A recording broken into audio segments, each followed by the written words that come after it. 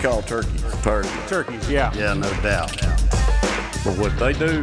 What they do? For what they do. What they do is a call. Is a call. Is a call. Is a call to action.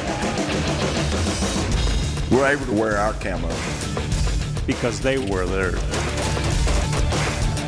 We love what we do. What we do. But we honor. We honor. But we honor what they do. We're turkey thugs. Turkey thugs. Turkey thugs. Today's hunters united for good. We're turkey thugs. Turkey thugs. Are you? Are you? Are you?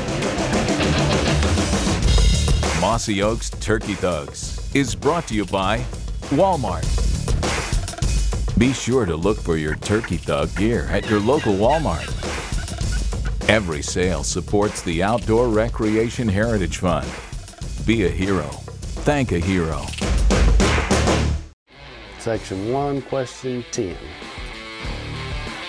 Is very loud calling ever a plus in the turkey woods? This is a cuz question.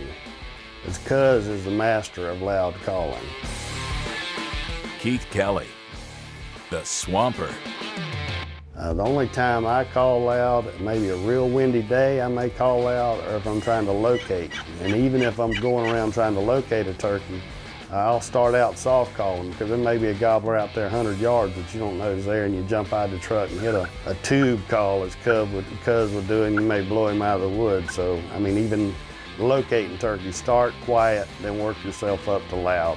But I don't prefer a lot of loud calling though. You know, this past spring I had the opportunity to take my oldest son, Jacob, who's 27 now, and he started hunting with me at an early age. Killed his first turkey probably when he was 9 or 10 years old. I don't get any more thrill or excitement or pleasure than taking my kids hunting. Well, my dad and I, we grew up, as I grew up, we were turkey hunting together all the time. And, but ever since, I don't know, I guess it's been several years now, it's either I'm guiding or he's guiding, or we're both guiding at the same time, so we don't have a whole lot of opportunities to go and just hunt with one another. Jacob and I now, Jacob's is probably a better turkey hunter than I am. He's guides a lot of people now, takes a lot of people turkey hunting. He and I don't get to hunt together a whole lot. We're normally guiding different people. And that's pretty much what made the day special. Just the fact that he was sitting there next to me and I had the gun, and I was sitting next to him and he had the gun. And we had an opportunity this past spring to hunt together, and it was really a pleasure to be able to go with him, and we had a great time, had a great hunt, and I wouldn't trade that for many hunts that I can think of. When Jacob and I went out to go hunt, we also had an opportunity to Bill Sugg to go with us, the president of Mossy Oak, and Bill's hunted with us quite a bit, and I really have a lot of respect for Bill. He's an old school turkey hunter. I love to go with him. He's fun to hunt with. He's got all the calls, but he's a patient hunter. He's really a good. I rank him up in the top 2 or 3 turkey hunters that I've been with. You go down there, done a bed check on those turkeys, be sure they stayed where you put them to bed last night. Plan, Jacob. he's gonna whack one this morning. Hopefully it don't take 7 hours. That's the point. So the 3 of us going together was really an awesome opportunity, and we had a great time, a great hunt. It was really cool.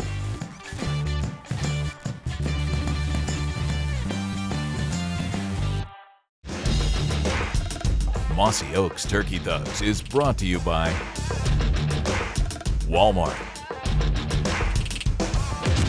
Mossberg, Federal Ammunition, Sheffield Financial, National Wild Turkey Federation, and by Mossy Oak brand camo. Section 1, question 10.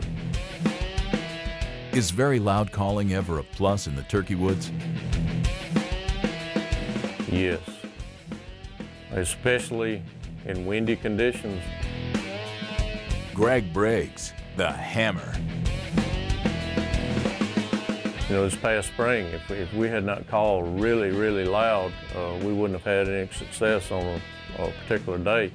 The wind was 40 miles an hour, and you know, we would just call on a box just as loud as we could hit it, you know, and it paid off. We could visually see the bird. So, you know, I think windy conditions is probably the best time to use, you know, really loud calling. But yes, it is a plus sometimes.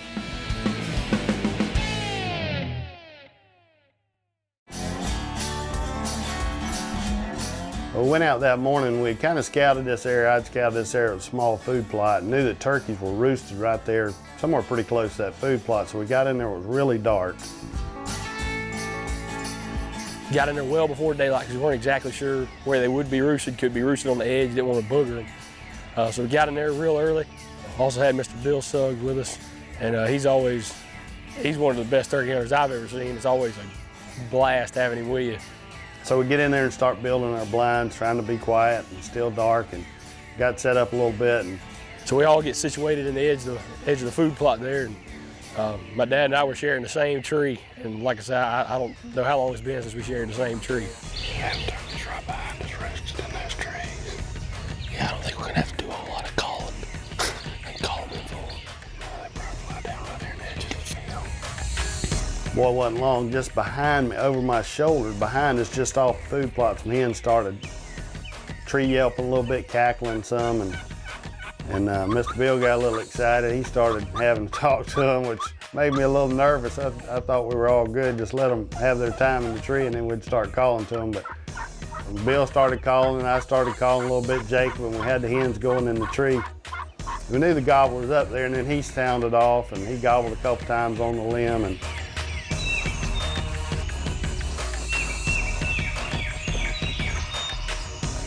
so we knew we were in good shape. We were hid well, but they weren't roosted 50 yards behind us in the trees. And started getting daylight, and the hens started flying down into the field right in front of us. Take that one back to the left, gobbling pretty good. This one back behind us not saying a whole lot, but I bet he bitches down with those hens right there in the edges of the field. And we're kind of waiting and waiting, and all of a sudden you hear this. You can tell it was a gobbler come crashing down, and he didn't actually land in the field. He kind of landed over in some palmettos to our left. The gobbler just flew down to our left. Yeah, it was a different fly. Can you see him? He's got to be right there in the edge of the fly. So the hens are out in front of us. Everything's perfect, and he walks out, and the gobbler walks out in the field and walks out from our left and comes out in front of us. And you see him now. I can see him on the corner of my eye right there.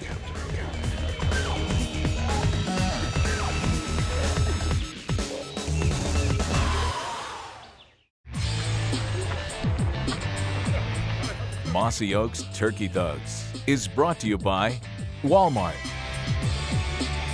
Back in the day, most turkey hunters made makeshift blinds to hide from turkeys. But with today's equipment, good mossy oak camouflage, you know, a good setup is as close as you need it. You know, with a little attention to detail, you can set up almost any place to fool a gobbler. You also need to purchase camo pants, maybe a little longer than normal, to make sure they cover any exposed area around your boots. And try to set up in the shade. You need to check to see which way the sun's moving in case you're there for a long period of time. And always carry a pair of ratchet clippers to remove any brush or limbs that might be in your shooting lane. You don't want anything obstructing your shot. And you need to make sure everything's covered. Your hands, your face, your gun, and there's nothing on or around you that might be shiny. And be careful where you set things down, such as a water bottle, maybe a bright colored caul or something, anything out of place that might spoil your setup. Once you've picked out your spot to set up, be sure you're comfortable. A good cushion and a lot of patience may be all you need to close the deal. Save money, live better. Walmart. Can you see him? He's got to be right there in the edge of the fly. so the hens are out in front of us. Everything's perfect, and he walks out, and the gobbler walks out in the field and walks out from our left and comes out in front of us. And You see him now. I can see him out in the corner of my eye right there.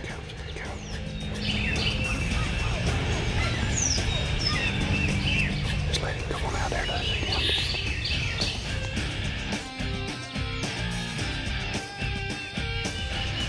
I'll strut a little bit for you now. Yeah. Put on a little bit of a show anyway.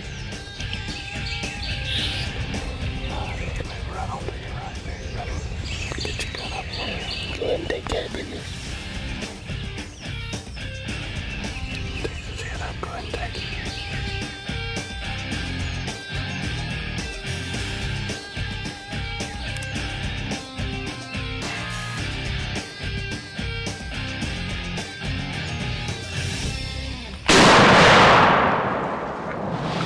Get him, bro.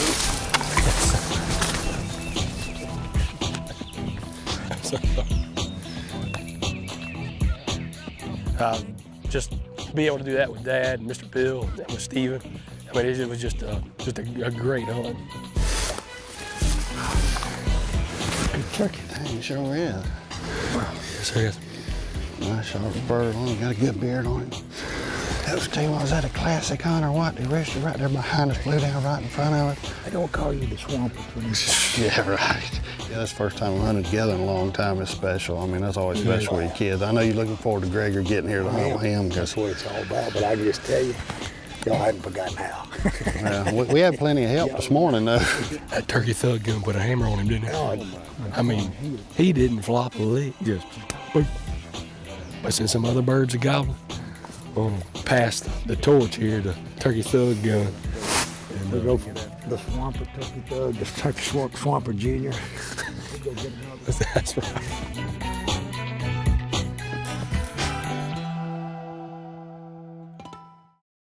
Section 2. Question 10. What's the one thing you carry 2 of in your turkey vest? Shells. Lots of shells. Thermocell. Where I hunt most of the time, mosquitoes are awful. So I always like to have a backup with me, so I do carry 2 of them. Shells. Other than calls.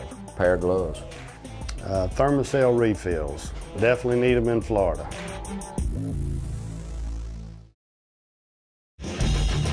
Mossy Oaks Turkey Thugs is also brought to you by Ram Truck Brand, Quaker Boy, Weaver Optics, Walker's Game Ear, Biologic, and by Mossy Oak Brand Camo. Section 1, question 10.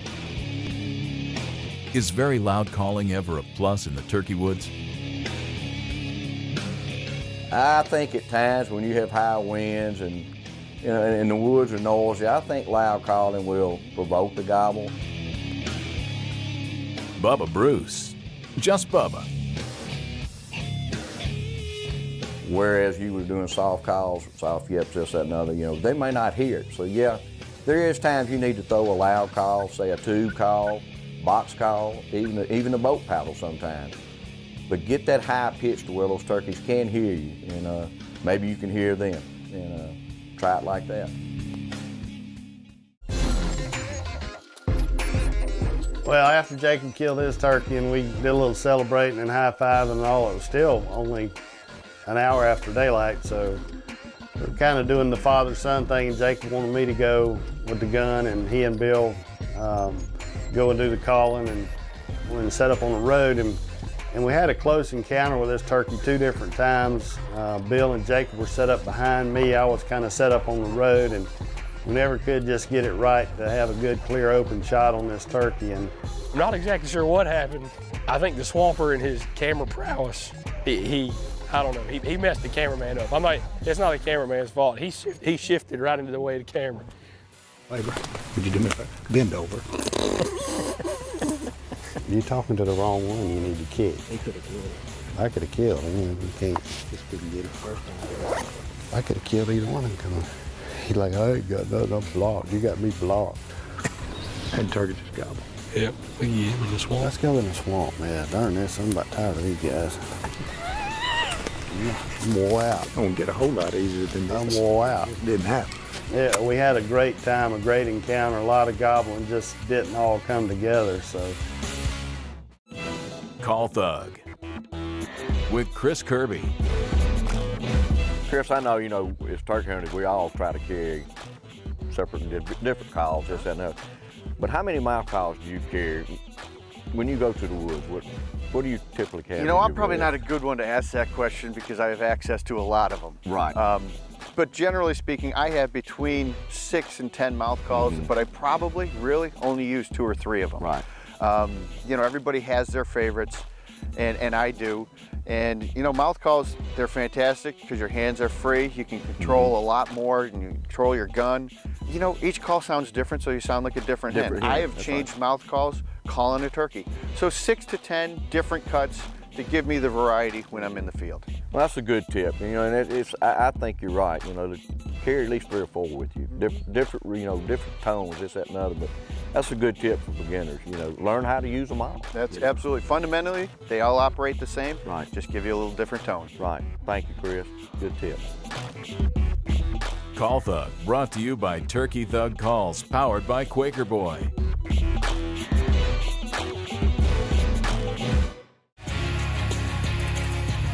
So we picked up and went to another spot. One of Jacob's actually favorite spots to hunt's a big oak hammock, and it's back off the road a good long ways. You got a pretty good little hike in there, so He's answered that every time. Hit him with that.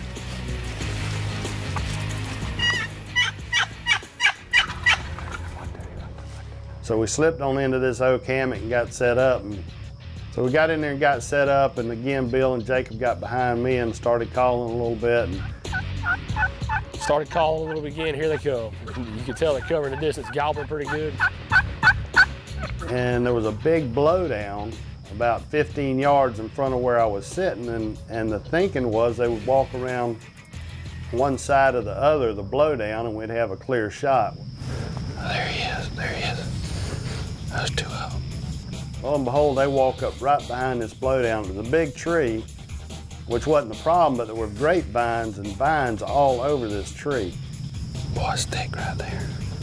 I hope he goes to the right or they go up, they go to the right. Section 1, question 10. Is very loud calling ever a plus in the turkey woods? Is very loud calling ever a plus in the turkey woods? Yes. Paul Butsky, the original turkey thug. I've been in hunting situations. It doesn't matter where you go, whether you're in the south, whether you're in the north, whether you're out west, it doesn't matter.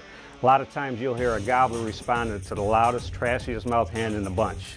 And you could put yourself or try to sound as close to her as possible and being aggressive as her as possible, then yes, it's a plus. I mean, there's a lot of times when you're competing with other hens that gobbler, you know, he's kind of undecided which direction he's going to go.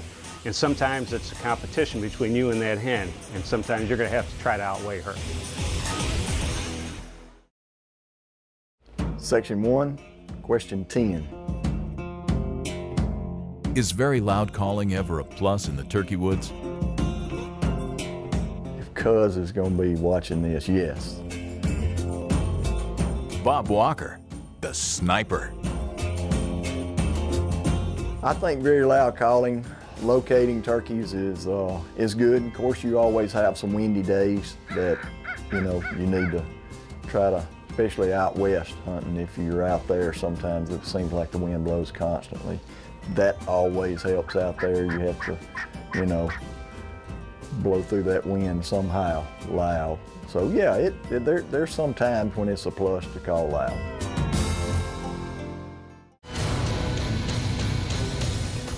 Boy, stick right there. I hope he goes to the right or they go up, they go to the right.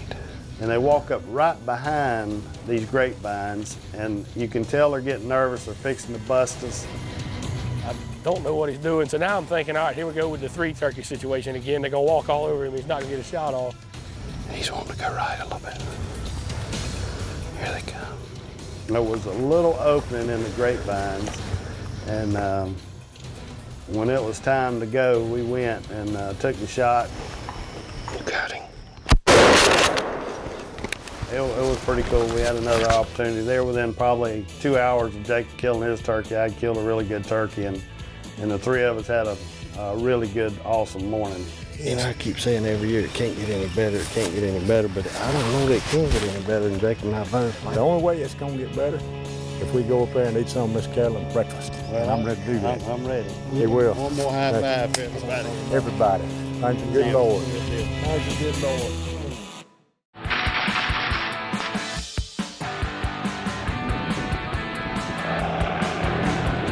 The Heritage Fund is unique.